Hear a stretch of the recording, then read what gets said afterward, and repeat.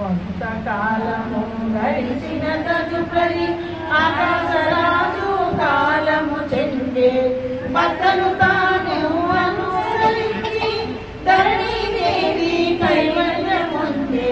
ఆకాశరాజు తనయుడు తమ్ముడు రాజ్యము కోసం కలహం చెందగా శ్రీనివాసుడే సత్తి చెప్పి రాజ్యము శ్రీనివాసుడు తొండమానుడిని వర్ణించాడు. ఆకాశరాజు తమ్ముడైన తొండమాను చక్రవర్తి స్వామి చూడవచ్చినాడు.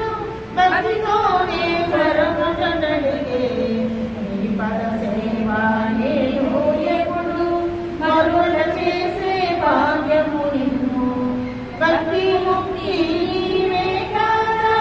మానవ జన్మకు పరమాత్మము శ్రీనివాసుడే చిరునగములతో తొండమానునితో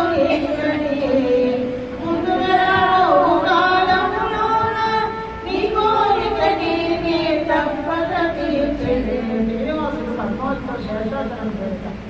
శ్రీనివాసుడే పద్మావతితో ఆడశిలవంతా సెలవు వేడుకొని వారితోనే బయలుదేరి శేషాచలమే చేరినాడు.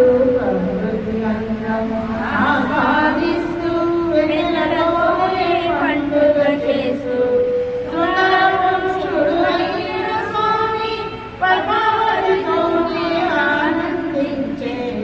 కోల్హాపురం లక్ష్మీదేవి మిగిలించింది. ఇప్పుడు చూడండి అసలు కోల్హాపురమున లక్ష్మీదేవి నారాయణుని ధ్యానము చేయుచు వైకుంఠమును వీడినందుకు పరిపరి విధముల పరిణామించే. నారదుడు లక్ష్మీదేవుడికి నారద మహాముని ఇచ్చేయడం లక్ష్మీదేవి. ఆ సమయమున నారద మునియే కోల్హాపురమున కరుదించే. నారద మునికే నమస్కరించి లక్ష్మీదేవే కుశలము అడిగే.